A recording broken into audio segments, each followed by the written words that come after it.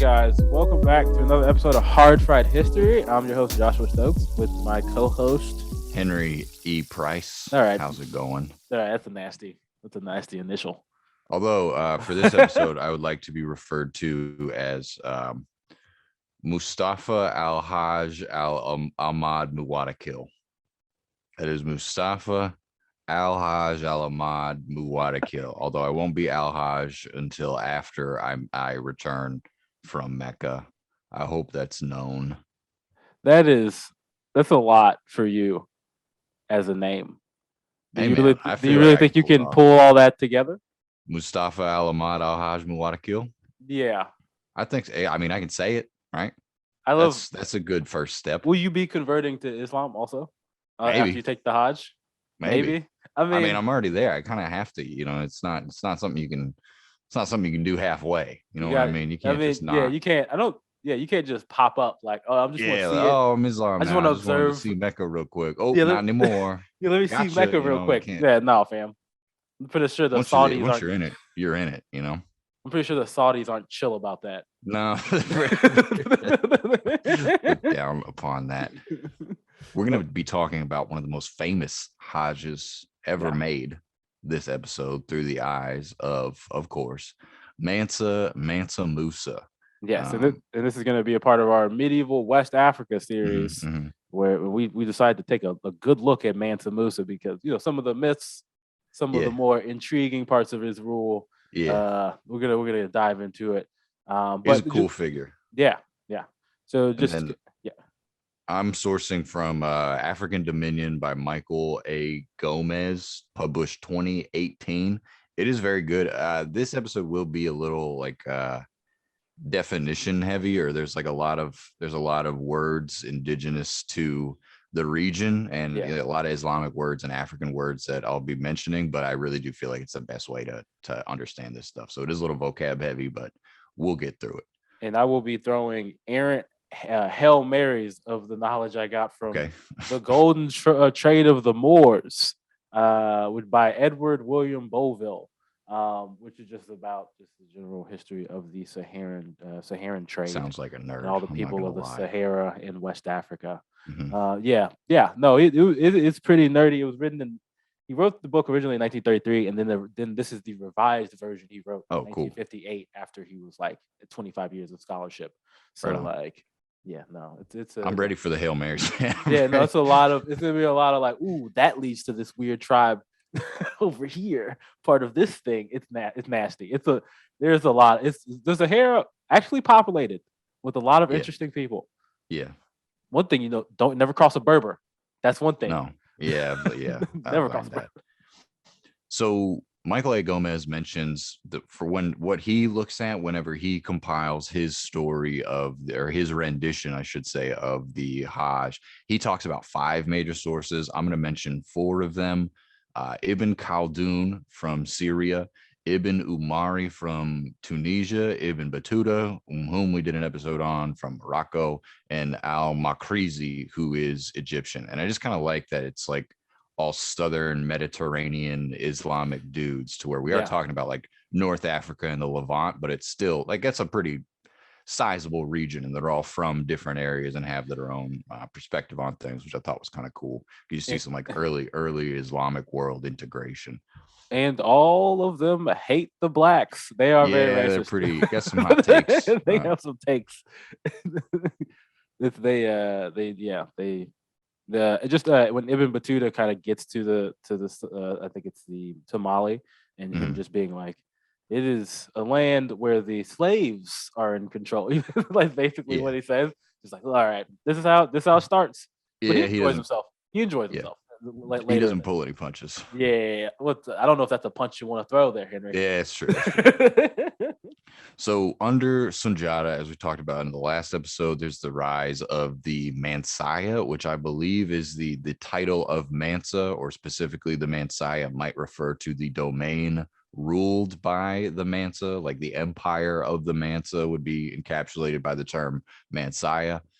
Then underneath the Mansa, there's the Grand Council, which is the heads of 33 different clans, and then there's also the Dansan Ton, which I thought was really cool, which is these male hunting societies who have their own leadership and their own interests, and it's more like a meritocracy in that there's like ways of circumventing traditional routes to power, because it's like we're the hunters, we're respected Yeah. within the domain, and we have our own leadership, and we also need a seat at the table. And so what if if we're not members of the aristocracy, we don't have to be, because I shoot a bow really, really well. See, but that could be cool, but or that also could be like the Boy Scouts, like, Basically, and but I that's mean, nasty. That's a you nasty. wouldn't want to compare them to the Boy Scouts. They would put an arrow in you, man. Yeah, I mean, look, Boy Scouts will do that too. Oh, hey, oh, there you go. All right, that one. The something I thought was interesting was that the lineage itself was commonly determined by the mother's uncle, so, or the son of the king's brother-in-law. So there's this link through the mother is the thing that I'm trying Yeah, to establish, that there's sort of like a I've heard. matrilineal descent. I've heard of like all right, the mother gets to choose. The mother's like it's always go through the mother. But I've never heard of the mother's brother-in-law. Yeah, I never heard of the uncle. yeah. That being the guy, like that's the guy. This is there's I feel like that guy shows up in a flannel and he just is never. nowadays we've lost all respect for the uncle. Uncles The have uncle, had a fall far from grace. because they were touching kids, and we all and They that's were, and that's that's kind of always their the uncle. modern connotation. We Now it watched, is. It used to be yeah, like, oh yeah, my uncle raised me because my dad died in the war, and so my uncle is my dad. Now it's like, no, all right, that's cool. And you inherited your uncle's estate, and he had all this land and all this cool shit. He yeah, was able to give you all this stuff, and he's like, I don't know who my dad is, but that's okay because I have my uncle. Now it's like, I don't want to talk to Uncle Timmy. All right. yeah, no, it's yeah. But we all found out that dude was molesting people on Law and Order Mhm. SVU. Law and Order SVU has changed our society and our relationship with our uncles. Most definitely. Most Like definitely. I don't before Law and Order, we thought an uncle was a respected, Mhm. maybe the person who chooses the king according to Now and Molly. now Uncle Timmy is the chief of the Boy Scouts. The So pedophile. That's there what you that's go. that's Exactly. it's who Exactly. somebody got uncle. Mhm, So that's how we mhm. feel now. That's how. The matrilineal lineage, there's some Soninke influences there, but it's kind of cool to see how matrilineal is like surviving or negotiating its place in society while still being under the yoke of Islam increasingly. So before Mansa Musa, you have Lincoln, who is the son of Sunjata's daughter. So then again, you see matrilineal descent. Yeah. Lincoln is also known as Mansa Wali or Uli. He undertook the Hajj during the rule of the Mamluk Sultan Baybars, who ruled 1260 to 1277, which is kind of like nearing the end of the Crusader Yeah. period. Yeah. This is it. Yeah. The is Bay Bars, where is Bay Bars located? Because I'm not sure. Egypt. I Egypt. think Oh, he's Mamluk, and so Mamluk means yeah. slave, I believe, and so like the Mamluk Sultanate, which rises up after Mm, Saladin yeah. leaves, is like there's like a slave uprising that takes place and establishes the Mamluk Sultanate. Okay. All right. Yeah, I did not know that history. And no, wow. Mamluks are pretty cool. No, yeah. There's a manned cultural practice as well, as like given an alternative reason why the Hajj might be undertaken. There's a manned cultural practice specific to Africa, but you got to think like African practices surviving under Islam.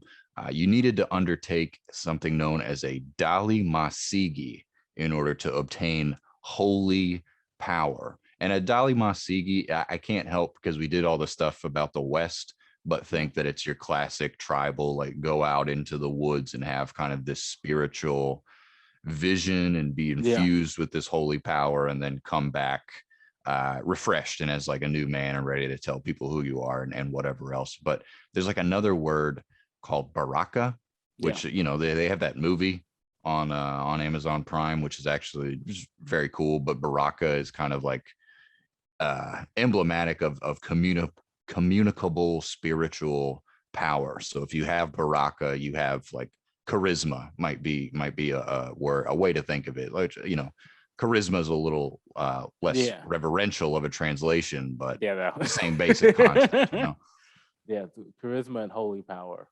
Yeah. Yeah, not similar. It's similar. We're walking. There's some overlap on that Venn diagram. But you needed Baraka in order to enter certain holy places. And so this is like a double move, perhaps, by the Mansas of the Mali Empire, is that they needed some of that sweet Baraka to get some authority from their own people and to be recognized as like, oh yeah, I just did the Hajj, so yeah, I have Baraka. What are you going to say about it?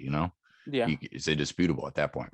It's an internal and external thing, because of course they are trying to let the broader Muslim world know that, hey, like, I want to show you the wealth of, because everybody's getting gold from them, and it's finally just like, oh, I gotta step out in the town. Yeah, this is a fur coat moment. Yeah, for sure. This is when you let people know how well you're doing. I'm doing well. What's your fur coat moment gonna be, Henry? When I move into the woods and nobody ever hears from me again. I completely withdraw from society altogether. That's my fur coat, when I disappear completely. And you wonder why people worry when you get sad. You got a Unabomber feel about you, man. You got a you're gonna I'll hear them out. Okay, I'll hear them out. I want to read stuff. Henry, I'm down. 30 years from now, I'm gonna have to answer some questions about why he's sending these packages to the capital, to the state capital. Okay, we do send a lot of packages out of here. I must say, we got a hell of packages come to this apartment. All right, Unabomber looks. Okay. Not the knowledge, though. I'm terrible at not a good tinkerer. Let me throw that out there. Anyway, I'll write your shit though. Anyway, Wati was Wali's successor. So you have Yeralinkon and then Wati. Mansa Wati supposedly so focused on archery that he killed his own people. He would just be in a public square and he was like so into it that he would just be shooting arrows at his own subjects. So he had to be overthrown. Yeah, obviously, because you can't have your leader just out there killing his own people. It's just not. It's generally frowned upon. In both books I read, they just mentioned him like, yeah, this dude had to be taken out because he was shooting arrows at the public. Little crazy. All right. Michael Gomez speculates that this might be also a nod to the growing covert power of the Dansan Tong. So you have this here. He had Mansa Wati. He's like super into archery and maybe part of the Dansan Tong as well. And just he had some screws missing. Just presume I'm gonna throw that out there that he's something. Yeah, something was a little fucky with Mansa Wati. We black people get a Caligula also. There you go. There you go. Abu Bakr is installed after Mansa Wati by the Grand Council as sort of it's framed by Michael Gomez as a sort of royalist coup. So you have the Grand Council, these 33 guys, and then they're like, all right, we got to get rid of Mansa Wati because he's clearly crazy. Yeah. So let's put Abu Bakr on the throne as like, a golden boy, child of privilege. Sakura is the next Mansa, and Sakura is actually his reign is an usurpation by a client kingdom, but he also undertook wars of expansion.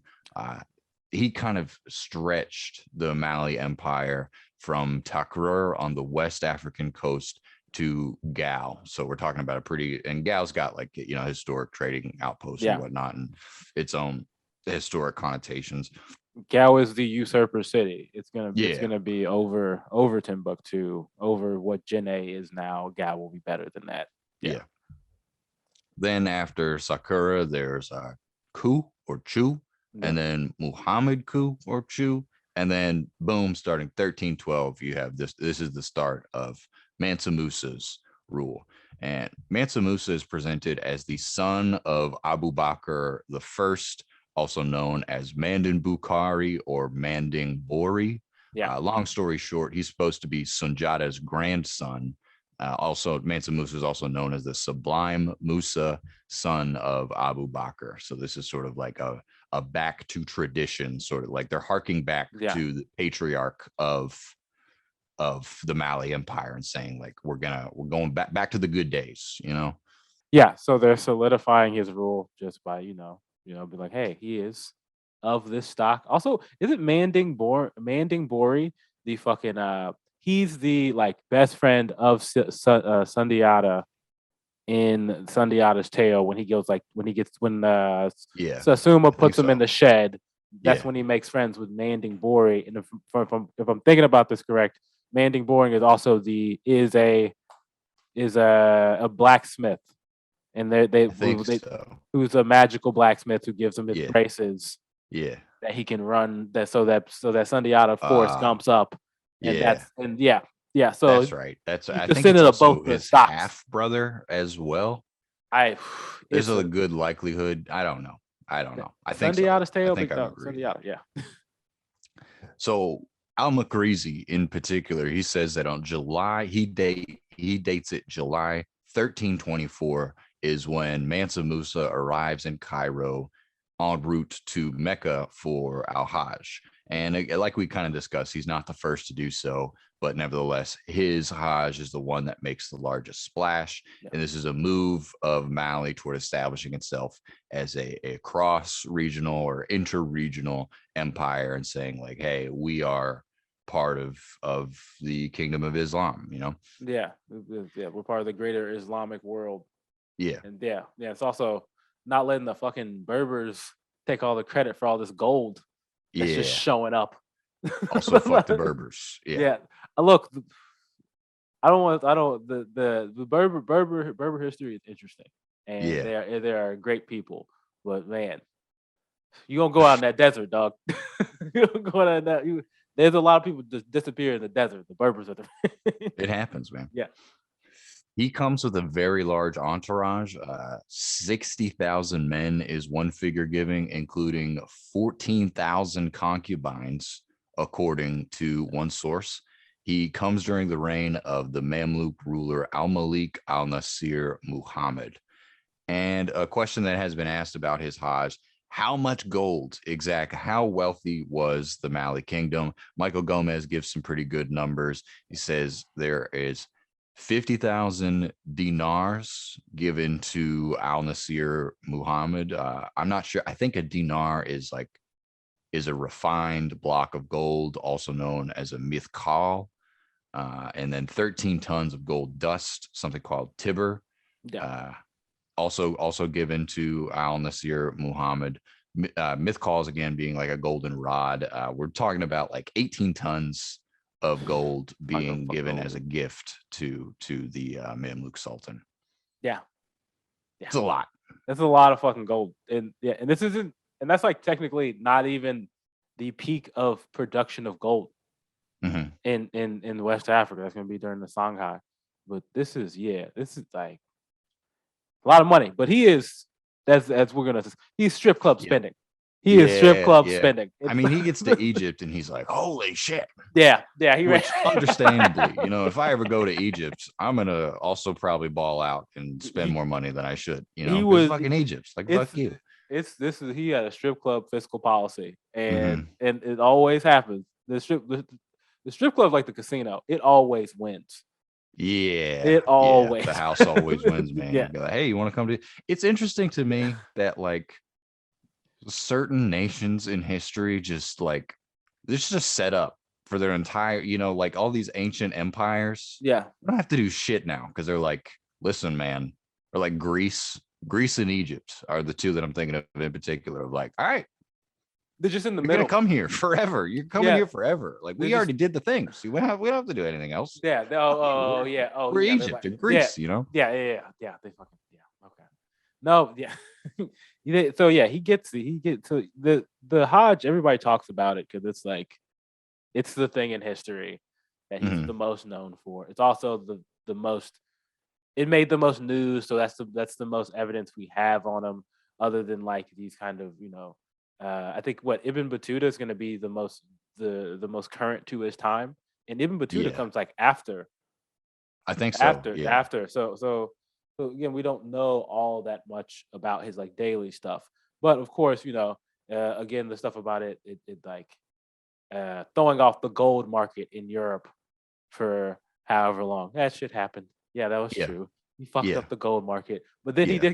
he did get to Egypt, and then he asked Yeah. he runs out of money, and then he asked to he had, also it's weird in Egypt where he's talking to the Sultan, and there's this weird thing between him and the Sultan where the Sultan is either being a dick and asking him to bow to. Yeah. We'll get to that. Yeah. We'll talk. Where is he getting this gold as well in the Mali kingdom? Bure, or where is it coming from primarily? Bure or Bure supposedly produced 4 tons of gold per year, and Bambouk, another site, produced half a ton of gold per year. So I guess we're talking like maybe 4 years worth of gold approximately in order to get this 18 tons. And the way they get the gold has been talked about since like the time of Herodotus, since like BC. It's the same fucking story that they're getting the gold from a island in the middle of a river, and that island will flood, and then you can pick gold up. And in later times, it's more that when the island floods, then people come out and they shake the dirt, and the dirt from this island it has gold dust in it, and then that's where they're bringing all this dust. And it's the same as we talked about in episode 1 of the West African medieval series. It's the same bartering process. It's talked about from the however long BC up until like the 16th century. Of they beat the drums, you come out, you beat the drums, you leave salt. They only want salt. They put the gold out there, and then you come back. If it's enough, you take the gold, they take the salt, and you never have to see each other. And it's the same process concurrently up until like the 1600s. So wait, the salt miners beat the drums, or no, you come up, you beat the drums. So the drums are at a set location. Yeah, the drums. Apparently, you don't the drums. Bring your own drums. Maybe I look. I don't know if I look. I didn't know who fucking supplied the drums. All right, fair enough. Fair enough. That's cool. I don't know if they have like house drums. I would think so. I would think, but I would also think you wouldn't leave house without a drum. Like God, who's eating on the drums? Yeah, the drums are not plates. You can't eat on the drums. Somebody got crumbs on the drums. There's crumbs on the drums, guys. What the fuck? It was a setup. There was a drum, and you leave the salt. You go to Takaza. Apparently, you go to Takaza, get your salt. You bring the salt to this bure or wherever, or one gara of legendary things, and you put the salt out. Beat the drums. Put the salt out there. You leave. Then they come put the gold, and they're like, this is enough gold. You come back and you're like, that's all right, or you're like, that's not enough. You beat the drums again, and then it's a process. You keep going back and forth. That's cool. Yeah. It's also very mysterious how it's like just that's that same.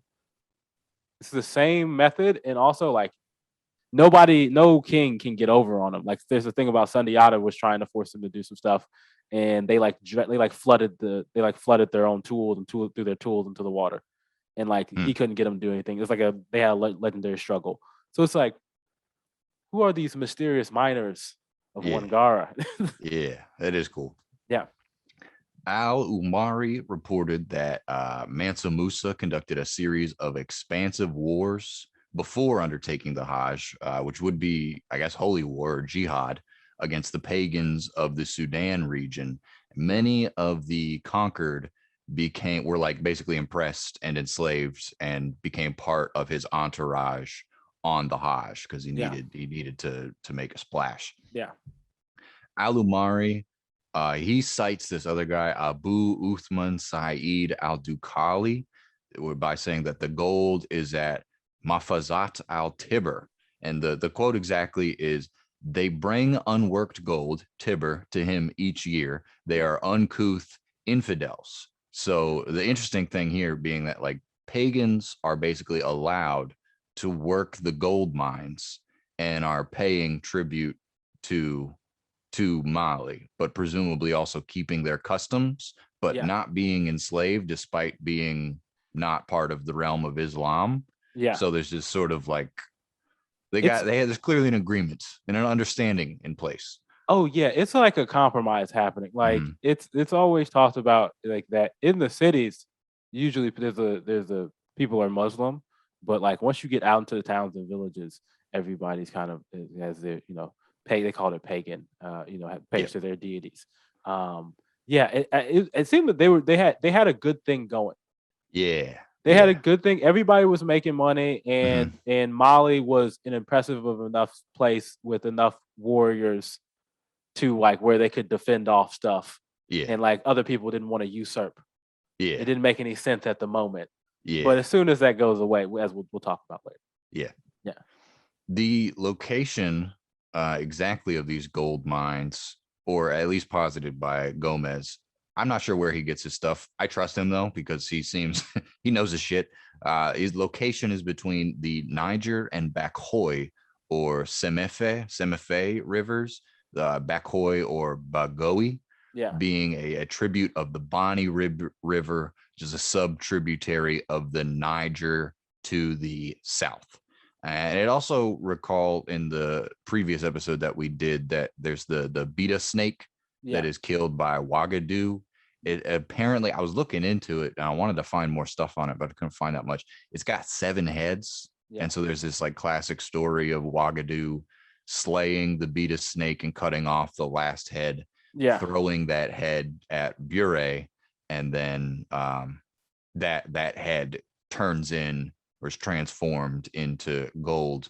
And I can't help but think, like, just guessing, just wild suppositions. Seven yeah, heads, you have like 7 clans yeah. of pagans represented in the beta snake, and then you cut off the head, it becomes gold, and you that being basically a metaphor for we are allowing the pagans to work in the gold mines, Yeah, I this mean, transmutation of the snake into gold into this workable arrangement. yeah, that's yeah, and those that could be. I had a speculation. I think in that last episode from the other book I read, there was like that was Berbers. That makes a lot of sense.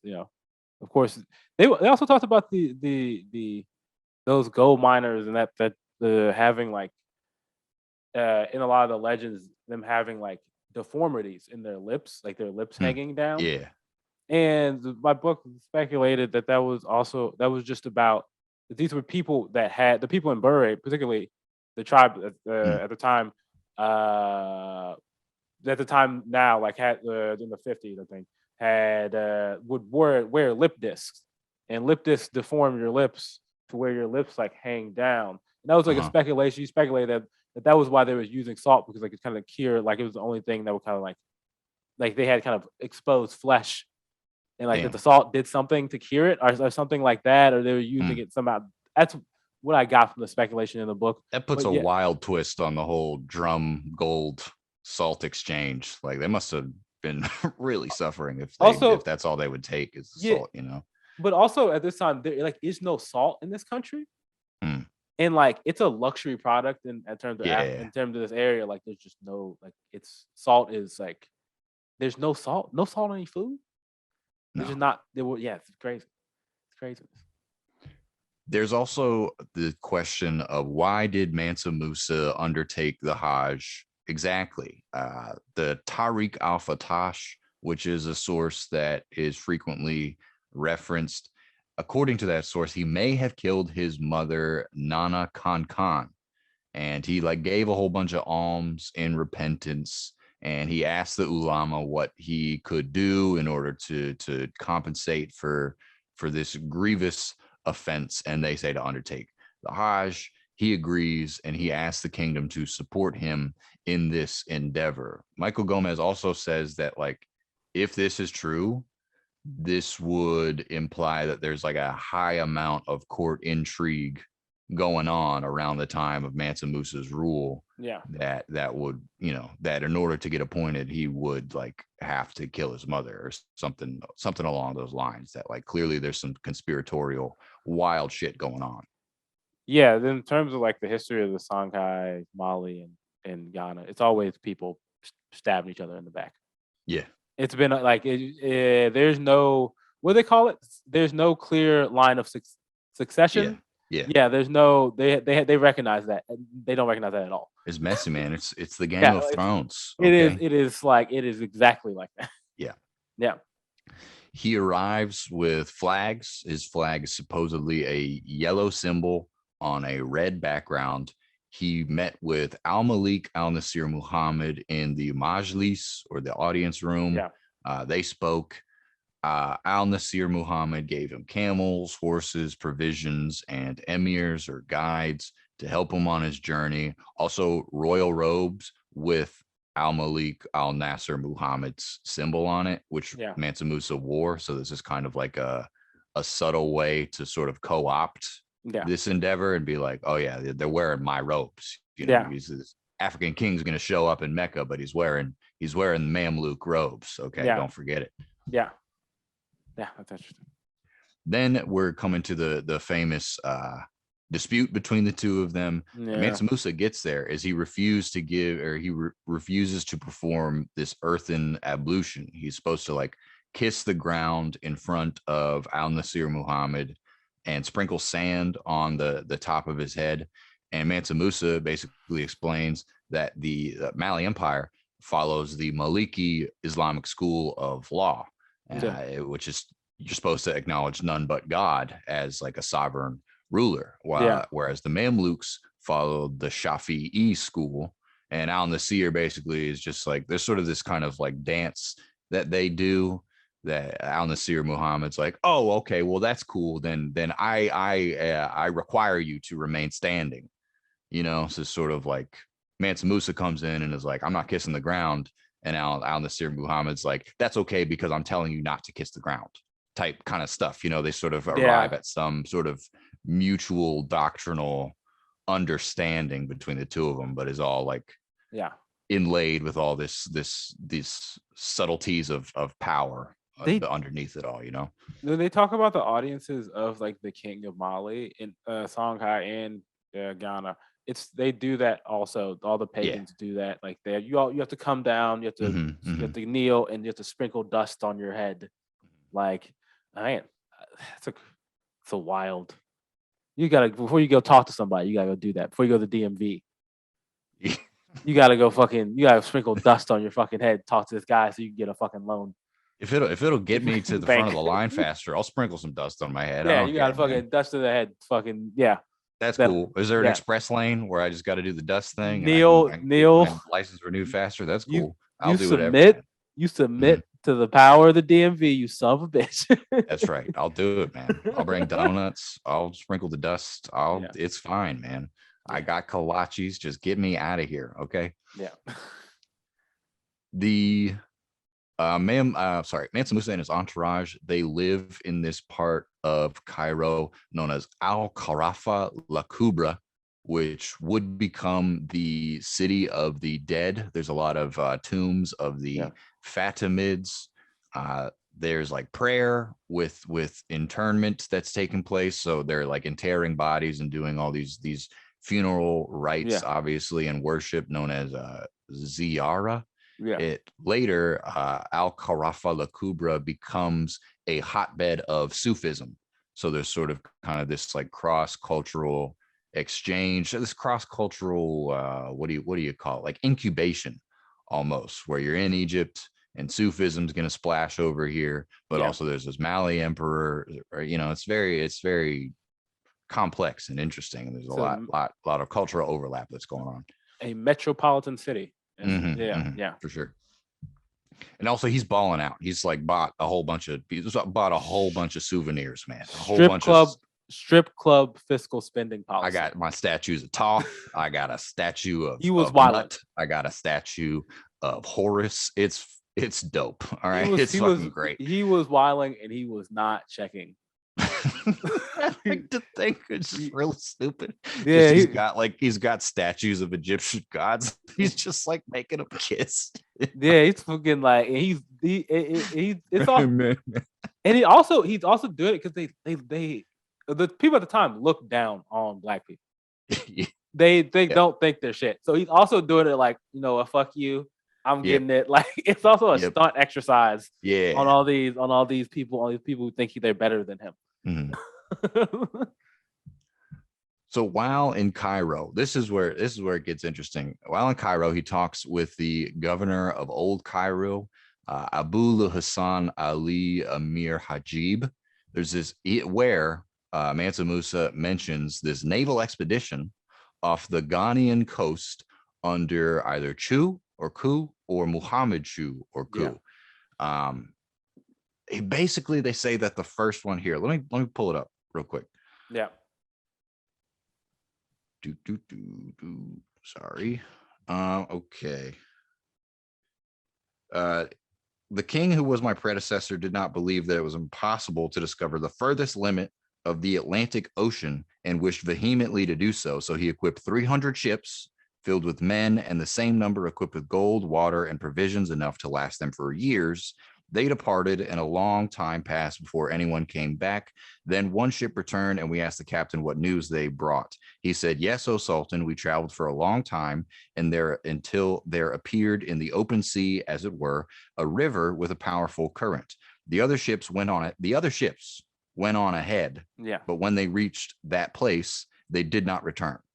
As for me, I went about at once and did not enter that river, but the Sultan disbelieved him. Then the Sultan got ready 2,000 ships, 1,000 for himself and the men whom he took with him, 1,000 for water and provisions. He left me to deputize him and embarked on the Atlantic Ocean with his men. That was the last we saw of him and all those who were with him. And so I became king in my own right." Wow. So no, I think it's in the speculation there is that they catch that current Yep. and then they go to America, and that's like there's like a speculation. I don't even know if there's no historic. I don't know about this. This is something I saw on the History Channel a while ago, Mm-hmm. and this is that in that period when History Channel was like, yeah, they're not even doing history anymore. That's Yeah, wild. they'll platform anybody, man. It's They're kind just of crazy. freeballing out there. That's kind Yep. of no, no. Well, they was talking about Guatemala, some of the statues of the Olmec origin looking like being very looking black, Mm. and particularly about that current. Apparently, the currents in the Atlantic, they can just take you to wherever. Yeah. There's an interesting story about the Portuguese. Nobody went south of there's a cape in Morocco because the sea was too turbulent, and they Yeah. assumed that there was no way you could get back. And then the Portuguese just figured out you have to go far enough into the ocean to where the current can take you back. Yeah. I think So that there's might just be these the Canary currents. Current. Michael Yeah, Gomez mentions the Canary Current in yeah, particular. I'm not sure where that lays geographically, but yeah. It just takes you wherever. So and at this point, who the fuck didn't discover America? Like yeah, who the fuck it could have didn't? just sunk as Y- well. You know, It there's could have just equally like sunk. it never returned. It can It's like, never. okay, it could have It just capsized it somewhere is the at the bottom of the Atlantic. ocean right now. Maybe. Who It knows? You know? it it is the Atlantic, the Titanic. I'm sorry, like it Yeah. took out. Like I don't think there's glaciers in that part of the Atlantic. Yeah. But yeah, they could have sunk. They could have just fucking circled back and ended up somewhere else when they got killed in Yeah. Africa somewhere. They could have went to fucking America. I'm just saying, who the fuck didn't discover America? Yeah. Everybody has discovered them. Everybody discovered America. Yeah. Everybody got here. The Japanese got here Mhm. way before way before Christopher Columbus. Mongols on their horses, Yeah, you know. I mean, I don't. Did they Mongols on No, the horses? I don't think That so, but I'm I sure would some I don't know. I believe it because everybody discovered Everybody America. did it, man. Everybody Everybody did it. fucking yeah, dude. The It's not special. Polynesians. Polynesians, Vikings. Yeah. Um, There's probably the best record for that though, but not America, just Greenland, you know. yeah, Like, oh shit. didn't they get all the way down the? Didn't they get down to like I think so. And there's that story of like, yeah, is it Leif Erikson who's like chased off by a bunch of like Northwestern indigenous? He's just like, northeastern? holy Yeah, shit, what the yeah, hell? yeah. So there's that. Yeah, there's that. Look, I'm just saying, it's It's they been could done. have. It's been done, and everybody did it, and everybody has a story about doing it. Yeah. Like, So October of 1325, this is when Mansa Musa leaves for Mecca. He visits Mecca and Medina, sees the tomb of the prophet. While on his way back, he falls away from the Mamil, which I think is like the guide or the Hajj leader, the lead caravan, and straggles behind. Uh, and things get bad. He like follows the horizon until coming upon the Suez, and then heads north from there. Stragglers are being killed by Bedouins or Arabs, as the translation. Mansa Musa arrives in Cairo with now insufficient resources to return to Maui, and so he needs help. And because again, they bought a whole bunch of shit ton of souvenirs when they first arrived because they're like smitten with the might of Egypt. You know, like holy Also, fuck, this they're dropping checks. They're buying shit. They're just giving away gold as I think that's part of like the Hajj process is doing good deeds and like giving away money. I'm pretty sure I think so. So like one of the pillars of Islam is charity. Yeah. So like he's doing all that, and it's just, and then also he's getting attacked in the desert because Bedouins don't give a fuck. Rough. Bedouins will fuck you up for sure. Bedouins, Berber. Okay, all right. No, so yeah, he gets there and it's just like, oh, have to check that wallet. Oh shit. And he didn't have money on him and this isn't a fucking bank. He can't get a digital wire. So he's like, I mean, he's like hey, but charity. One of the pillars. You remember the pillars of Islam. Yeah. What would Allah do is the real question. What would Muhammad want you to do? Huh? He wants you to help me out. Yeah. So he asks people to help him out. Yeah, like so he gets these loans from these merchants. Yep. And that's what they try to fuck him over. This is the governor of Old Cairo, the guy who had the inside details about these Atlantic expeditions, Abu Hassan Ali Amir Hajib, to Al-Umari, one of the historians we're talking about. Mansa Musa had to borrow money from these Egyptian merchants who charged these exorbitant rates, which is like 300 dinars or mithqals for 700 back. Ibn al-Dawadari, he writes that many of these merchants never got the gold back. Like they gave it to them and they charged such an exorbitant interest rate by the time Mansa Musa got back to Maui, he's like, I'm not paying y'all. Y'all are greedy. Yeah. This is usury. This is, you guys are, you need to repent. You should have done this out of the good of your heart instead of trying to make a buck. That's not okay. And there is the story of that guy for the merchant from Alexandria who like comes all the way to Timbuktu and dies in Timbuktu, and then Mansa Musa pays that guy's kids. That's the Ibn Khaldun. Ibn Khaldun mentions that that Bovell talks about that in the Golden Trade of Moors. But also like also I read somewhere that I think I was just looking online. This is that they chewed it up through like trade. Like, so some people just got it back. They were merchants, so they just got it back in like kind of trade proclivities, or like it was in favors from Mansa Musa later, playing a long game. But yeah, no, some of those people didn't get their money back. Yeah. And it's very Trump-esque of Mansa Musa. He's just like, I mean, but they were fucking him. Yeah. And this is a dude who dealt with like the Berbers. It's so funny whenever like the game is exposed for being just a big made up game. Yeah. And you can just be like, I default. Yeah. He's just like, I don't have it. I don't want to. No, I don't. I'm not paying it. What are you gonna do? This is we just made all this shit up anyway. So yeah. It just disappears and it's like, oh. Yeah. What do you do then? It's that moment of like, oh, you think you're gonna fuck me, but like literally watch this. I'm gonna fuck you. I quit. Like, I quit. I'm not playing anymore. Watch it. Boom. Yeah.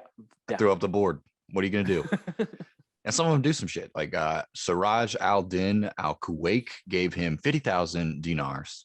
Yeah. Ibn Battuta says him and his son went to Mali in 1333 or 1334 to collect, but Siraj al-Din died en route, and his grave is currently in Timbuktu. I think that's going to be Siraj is going to be he pays back his kid because his kids. Yeah. Ibn Khaldun, he has a version where an Alexandrian man, goes to Timbuktu, dies, and then his children are paid. Ibn Battuta also mentions this guy. I think he's an Egyptian sheikh known as Al-Dukhali. He accompanied Mansa Musa back to Mali after giving him a whole bunch of money. And then he's in Mima. Al-Dukhali starts complaining to like the local magistrate or emir that he is owed 4,000 mithqals of gold from Mansa Musa. Mansa Musa complains to the emir of the region of Mima, who arrested him. Al-Dukhali at this time is known as the Qadi, which is like the chief justice of whatever city. And one of his wives basically says that he just forgot about that gold. Al-Dukhali just forgot that he had the gold and he buried it, and he forgot that he buried it. So it's clearly like afraid, but Al-Dukhali is trying to participate in this shakedown. Here's where it gets weird. Okay. So his wife says he hasn't lost anything. He has just buried them with his own hands in that place. The governor's report of the discovery further infuriated Mansa, and he banished Al-Dukhali to the land of the infidels who eat mankind, known as the Dam or Lam. Yeah. Where he reportedly remained for 4 years before returning to Egypt unharmed, as his white skin was unsuitable for consumption. Yeah. It's always an interesting thing that they like barely mention, is that like barely there's just cannibal tribes to the south. Yeah. Like like on the coast, the whole like, and they would not eat white people. Yeah. For whatever. That's kind of just like, okay. That's what all right. Oh man. That's the funniest Blackish thing. Like, because I know, so I'm just thinking about my family, like looking at some shit. They're like, I don't eat green stuff. Like I've heard niggas say that before. I don't know. So I'm like, just being like, they look good, but I don't trust it, man. I don't trust them. I don't trust it. I don't trust it. Who was it? Who cooked it? Who cooked it, man? I feel like I'm gonna get sick. I'm gonna take a bite. I'm gonna get sick. I'm gonna get indigestion. I'm diabetic. I don't know, man. That's gotta hurt the ego a little bit. A little bit. Somebody to be like, yeah, we don't really want to eat you. You just don't look good enough. I'd rather live. Frankly, I'd rather live and be insulted. Your feelings wouldn't be hurt if they were like, you got a weak plebeian body, and you don't even look good enough to eat. You look stringy. You look stringy. What have you been eating? You ain't got it. It's not even. Everybody's getting eaten, man. Everybody's getting eaten. It's a whole, except for you. It's a whole pot, and they're just like, we're gonna fucking. Is there something wrong with me? Can I have some of the other guys? I mean, you guys are eating them. Can I try them? I mean, and this is the first case of reverse racism. Maybe a real problem. So. Yeah. But it worked out. It worked out for him. It was just like, all right. Yeah. He lived, fuck it. Yeah, man. While in Cairo, he offers Sharifan, which are descendants of the prophet Mansa Musa. Back to Mansa Musa's story. He's in Cairo. He offered Sharifan, descendants of the prophet, gold if they return to Maui with him. And so this is another way that he's trying to establish Islamic legitimacy and cross-regionalism, just being like, hey, look at my new friends. They are descended from Muhammad, and they're buddies with me, Mansa Musa, the king, your king, right? Yeah. On his way back, he stops by Gao with an estimated force of 20,000 in his entourage, incorporates it into the Mali Empire, builds a mihrab there, which is known as a prayer niche, and then he conquers Timbuktu once he gets back as well, where he builds the Djinguereber Mosque, which is one of the really famous mosques in Timbuktu. There's conflicting accounts on Djenné because he wants to conquer Djenné, but the people there would not submit. And there's supposedly 99 battles that take place.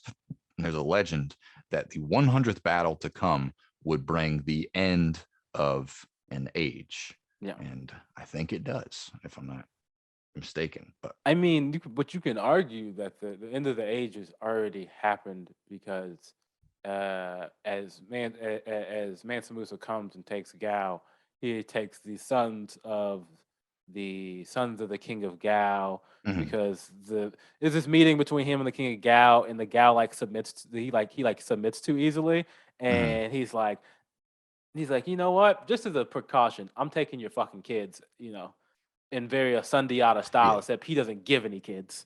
Okay. All right. He backtracks that side of the agreement. I'm keeping them. Takes your fucking kids, and those kids will then escape after he dies, during his son's rule, and found the Songhai, which is the next empire to come. But okay, back to Mansa Musa. So the just getting into some of the specifics of the Mali Empire, it's separated into roughly 14 provinces. Yeah. Mali itself being one of them. The king's capital is known as Biti or Baitai. I think Biti was probably phonetically correct, Yeah. but I'm not sure. There's 24 Yeah. kings acknowledge the Mansaya or the rule of the Mansa, and we're talking maybe like 400 towns or so. The governors are known variously as Farba or Pharma, which is a manned word. So you'd have like Farba Gao, Farba Timbuktu, and that would be the governor of each individual city. I think it's Monday. I think it's Monday. Monday? I think it's Monday. Probably, yeah. There's also the Songhay term that comes up later called Koi, which means the same thing as Farba or Pharma, but it's just from, it's just a different word, different language group. Yeah. So name of the city followed by Koi, so Timbuktu Koi, Gao Koi. Governors report to the center, and then again, sons of vassals, like we said, going to live at the capital, and no longer vice versa, as I've been told. The Mandios, they play a role in tax collection, I think, and then Qadis are, of course, like the chief Islamic justice of whatever city. You'd have, sheikhs would be routed, and the top sheikh, I believe, would become a Qadi, or I'm not sure if they maintained separate spheres, separate tracks. I'm sure there's some overlap, but I'm not sure. Like, I think it's like Sheikh Ulema is the scholarly class, and then a Qadi has a specific jurisdictional or role in like judicial arbitration. I thought it was Sheikh Qadi Ulema, as Ulema, I think, is like, I don't know if they get involved with they must get involved with the affairs of the kingdom, but I don't know if they're like, I don't know if the Ulema give a fuck, or if they're just like, yo, I just recite the Quran and I handle matters of philosophy and abstractions, whereas I think the Qadis are like, let me see what this. They're more they're micro, right? They're focused on like the resolving disputes according to Islamic law, whereas the Ulema might be like, I handle the big shit, the big picture stuff. Yeah, the Qadi is like a jurist. Yeah, he like is in the Ulema. I think it's more, and I know I think in Saudi Arabia, like separate, like if they maintain like a separate class or a separate space. They were like I think in the thing, maybe I'm thinking this wrong, but I thought the Ulema was like a person who like was like a head person. They top, but I'll have to refresh myself I'm on sure that. like if you start as a sheikh, you serve as a Qadi, and then you work your way up to the Ulema, and there's kind of like a revolving door back and forth. It's probably a little more fluid than I imagine. But look, I'm no expert on the structure of Islamic of theology, theorist and theologist. I'm trying. We'll get there. There's these two other roles that they have. The Mali Empire has the Sankara Zuma'a, which just means in charge of the south, and the Faran Sura, which just means in charge of the north. Or the latter term is also interpreted as deputy official over the desert dwellers. And these are basically two roaming generals with their jurisdictions, and they had a standing force of roughly 100,000, including 10,000 cavalry, many enslaved. These forces were since the time of Sunjata. So you'd conquer a city, and then you would impress the men that you've conquered into your army, and that's how you rule. That's how you do it. Yeah. And on the north of them are Berber, target the Berber tribes, and on the south of them are like the Masi, and they're all different types of like tribes that don't. Again, it's not as strict of a rule. It's more of a confederation that kind of recognizes Mansa Musa as a king. It's so like there's like various sort of tribes and stuff that just don't really do that and aren't really a part of that, and they're kind of always warring with them on the edges. Yeah. And talking about the capital real quick, we named it BT earlier. It's also been posited as Benin, which is just BNY as the capital. It's described as not having many walls. The Mansa has many residences there. It's cultural entrepot and trade site, enclosed on, I believe, all sides by the Niger River. It's also a spot. It's been pointed at, or it's been posited that it might be Niani, like the modern Niani on the Sankarani River. So I have Niani as the capital of Mali. Okay. Yeah. So but yeah, there's Niani, there's Jine and Gao. From my understanding, Niti maybe it's a different book. Yeah, I just the word pops up and he Gomez tries to like work it in to figure out like, dude, this stuff why it keeps popping up. It's very strange because you have these travelers that just come in that don't like really know what the fuck they're talking about, and that's like our only like a lot of what we rely on. Yeah. For like a lot of information about Timbuktu and about kind of the Mali Empire. But then the Songhai is a little bit more documented. They fucking with the Portuguese. Yeah. Yeah. The centers of power for the Mansa are known as the Kuba, which is like where the Mansa sat and deliberated, where he spoke with his the Farba of whatever place was visiting, his governors, his emirs. There's the Khatib who is there at the Kuba. Who is a Khatib is a Friday mosque speaker, and then the Fuqaha, which is the plural of Faqih, and Faqih is an expert on Islamic law. This is where Kuba is like his locus of power, and then you also have the Mashwar, which is where the Grand Council convened these 33 tribal heads and whoever else is in their entourage. The Mansa at the Mashwar had his own bench where he sat, and then people who were addressing the Mansa are expected to do earthen ablutions with dust on the head and even change their clothing. Like if they were dressed up too nice, then they have to like change to something shabbier to make sure that they weren't usurping the Mansa. Is also attended by a griot and an executioner if need be. And everybody's and everything is adorned with gold. And also this is a clear distinction between the Muslim kind of war faction, the city dwellers, and then like the more indigenous kind of pagan peoples that kind of had their own. And I remember specifically I remember the Arab traveler, but it might have been Batuta or Khaldun, seeing Mali and being like. Seeing like a royal court, like some of the pagans like kind of come to the royal court and them do like traditional dances dressed up as such and such, or like, and there was an acceptance of like this is kind of a joint society that like, hey, that also a lot of poems, a lot of dancing. It was a very like poetic and like musical people. Like I think Batuta was described as people who dance through the streets.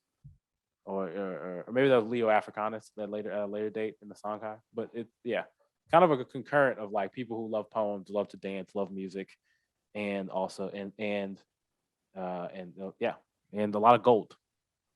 So that's Mansa Musa. Currently a history of Mansa Musa, a history of the Hajj, and a broader kind of discussion of Mali and its place in West African and medieval history. Northwest African history.